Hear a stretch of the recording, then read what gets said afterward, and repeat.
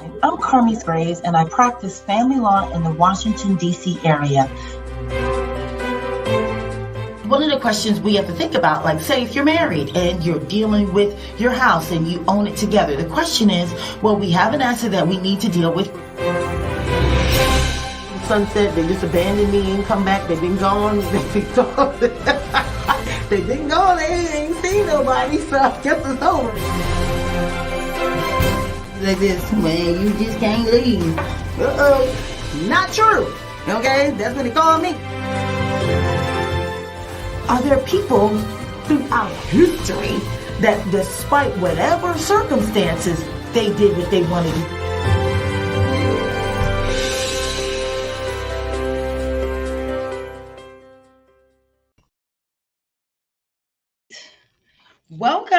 Welcome to the Carmes Graves Law Show. It has been a minute before I've been before you, but I'm back. I haven't gone anywhere.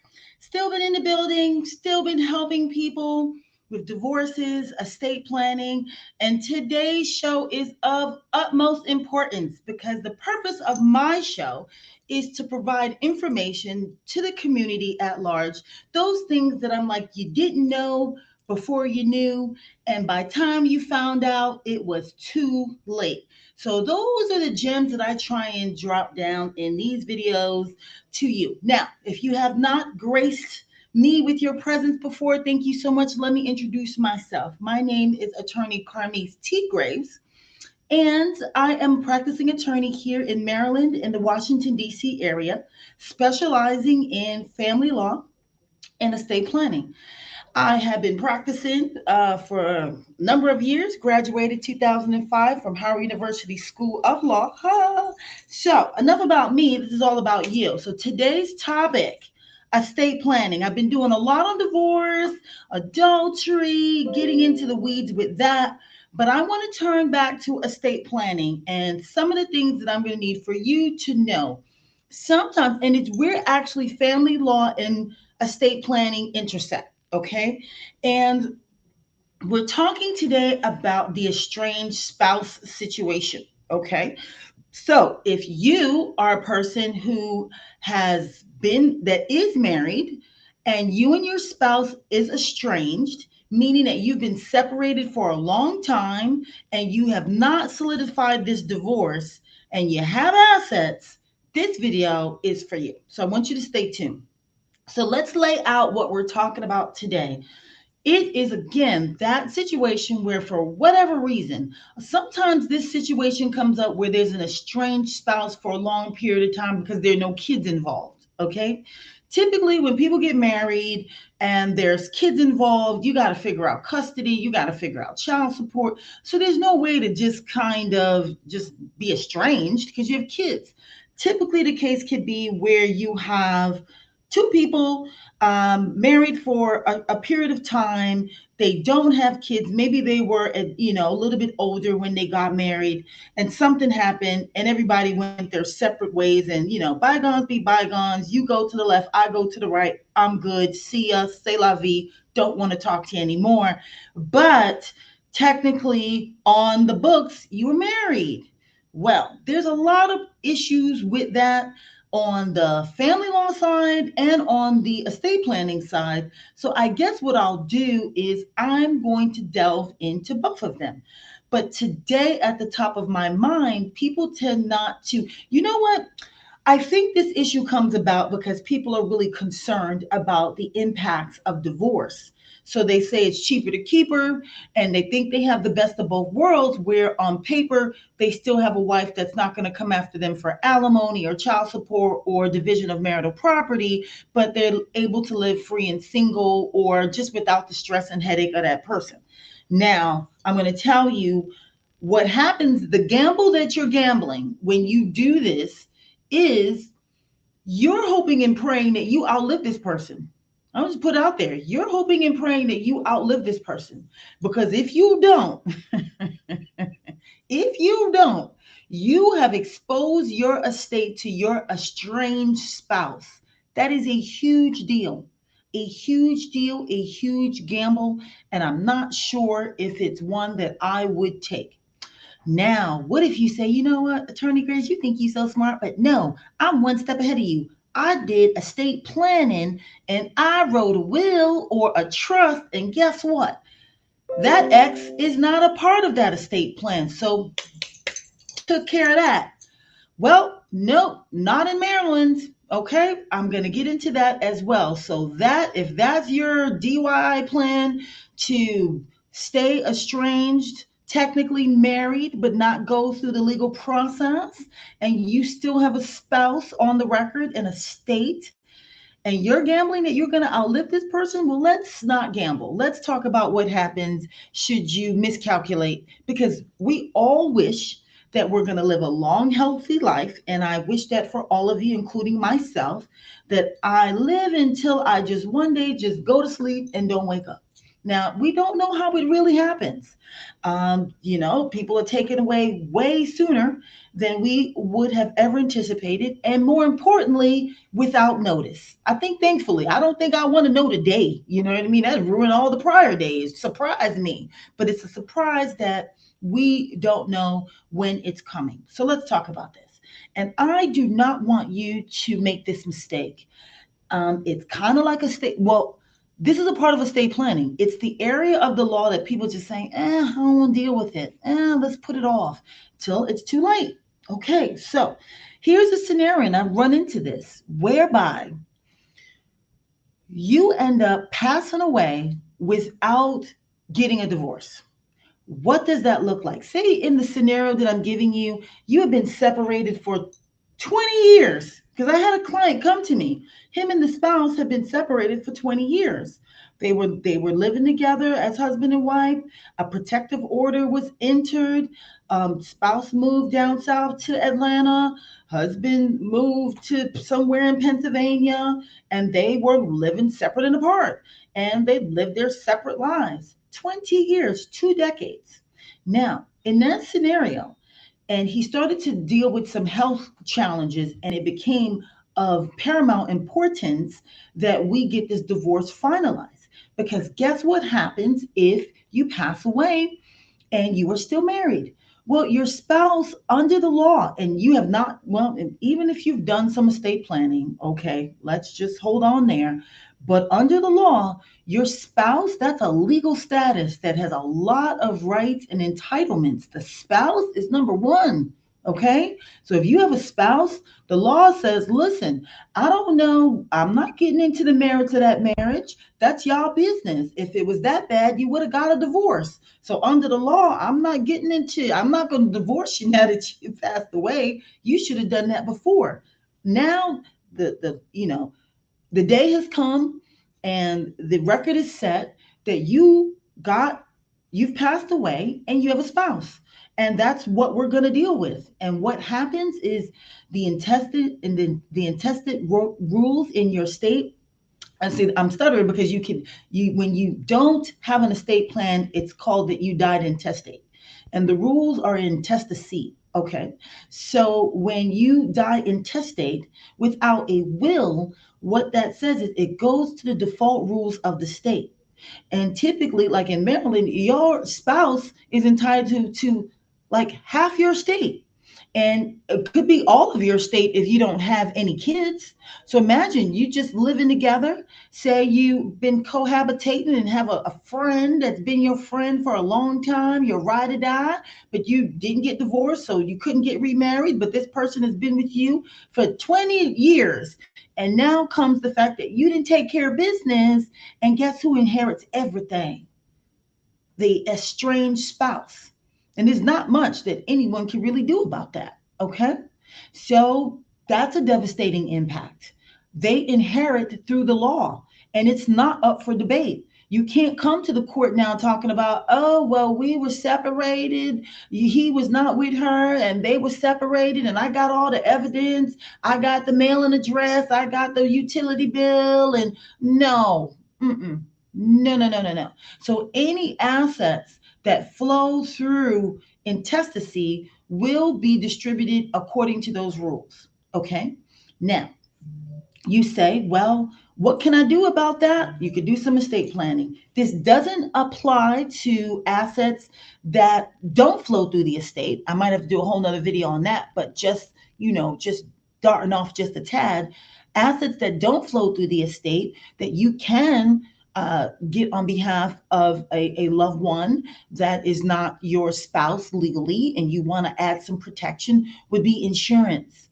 I think we all should be having a whole bunch of insurance. Insurance is the way to wealth in America, probably in the world, but we know our community does not do enough in terms of insurance. Insurance, the beneficiary clauses trump any rules of intestacy. So, but real estate, the house, things like that, those things, your cars, your personal assets, and they get to come in if they want. I don't know if they knew about it. Maybe you're estranged, maybe that you died and they don't know.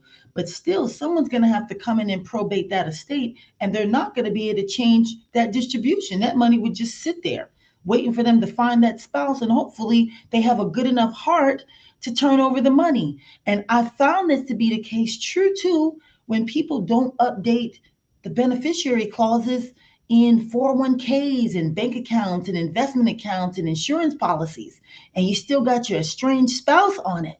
That's happened. And guess what? They say, oh, the person passed away. Oh, he passed.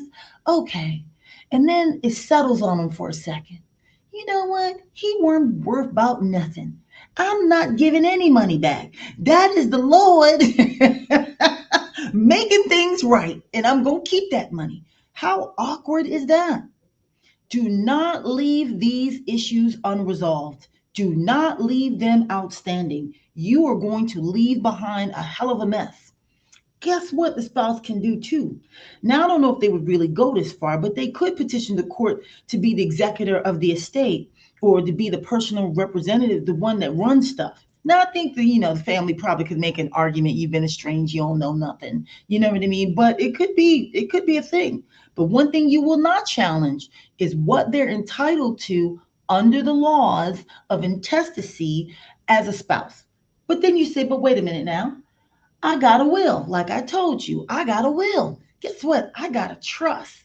And I put clearly in the trust, that spouse, thou shalt not get a thing from me. And there it is. So, Attorney Grace, what you got to say about that? Well, guess what I'm going to tell you? That's not going to cut it.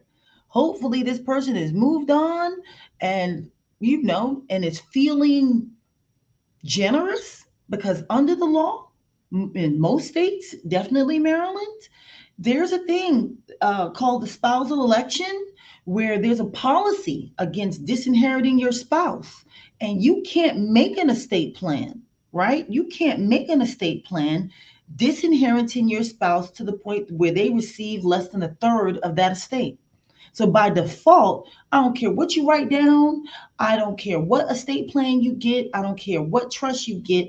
I, as your spouse, am entitled to 1/3 of your estate. And I will file my spousal election, and I will torpedo any estate plan that you've put together that cuts me out and gives me less than that third. And the law says, well, if that's not what you wanted, either that person needed to sign a waiver, or y'all needed to get divorced. Those rights are terminated at divorce. So what I got to impress upon you all is that the status of spouse is a huge right and entitlement under the law. You get a lot of entitlements as when you're going through divorce, when you're going through a separation, and when you go through the probate of an estate. So that's what I need you to know. You really must take care of this, okay? Now you say, what if the person has gone off and I don't know where they are? They're like, we haven't talked about 10 years and I don't want to talk to them again. What can I do? I don't know where they are. How am I supposed to get a divorce? We do that every day, all day. It's not an issue. There are motions that can be filed in your divorce case to tell the court, look, I've done a diligent search. I've tried to find the people and I can't.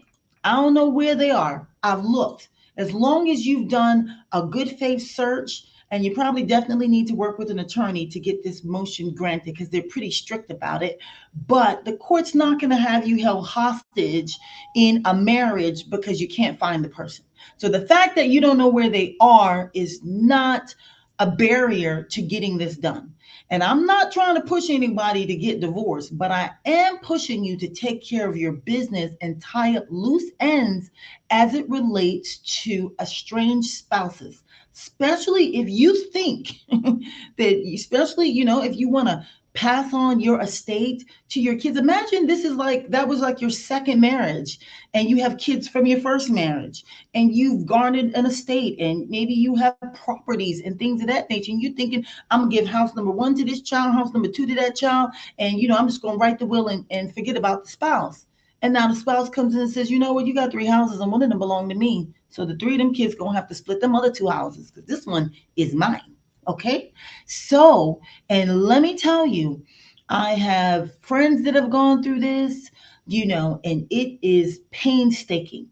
It is devastating. Please, estate planning, one of the most important things it does is it really resolves disputes and it helps your family transition through a really difficult process of grief, your loss, Don't leave a mess. Handle your business, please, because no one wants to deal with your estranged, crazy spouse coming up in there in the funeral talking about that's her husband and why she ain't in the program.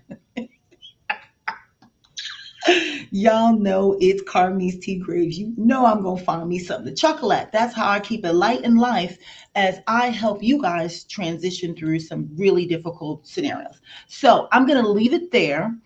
But hopefully I've impressed upon you the importance of taking care of that loose end. Now I know it's worth getting a consultation. All of those details are in the description of this video. It's worth getting a consultation to see what the exposure really is. Sometimes people think, oh, well, someone told me I'm gonna have to pay alimony. Someone told me blah, blah, blah. If they weren't an attorney, get a consultation, figure out what your exposure is. We can, devise a plan. Oh, and before I go, I did say I was going to tell you a little bit on the family law side. So, and actually the next video I'm going to do in a few minutes is on prenuptial agreements. The prenuptial agreement will help, but here's the thing that you guys are running from. And it's this idea that you're going to have to give up so much and maybe you don't want to do a divorce. Well, what you had to give up 10 years ago, and when you guys say you were married for 10 years versus now it's 20 years later, you doubled it. Cut your losses. Cut the time off, because that's another thing. Say if you bought property, okay, in the marriage and it appreciated for 10 years. And then, you say, I want to get a divorce. We've separated and say the house had equity of $100,000. And you said, no, I'm not giving $50,000 up. That was my mortgage. That money I paid for. She didn't put a dime in that house, or he didn't put a dime in that house. I'm not splitting anything. Okay. Now it's 20 years later in this hot market. And now the equity in the house is $400,000 or $300,000. We went from splitting equity of $100,000 to now $300,000. You would have gave up 50 and now you have to give up 150. The accumulation of time under the clock of being married accumulates value. Okay. So think about it like that. So anyway, I'll leave it right there. Hopefully this was very helpful to you or someone that you know. Please share the video, put this information out there so that if you or someone that you know is in this situation, they understand the true risk and exposure that is lurking. And I don't want you guys to figure this stuff out when it's too little and it's too late. And I say, you should have got a divorce. So I'm tuning out. Thanks so much, guys.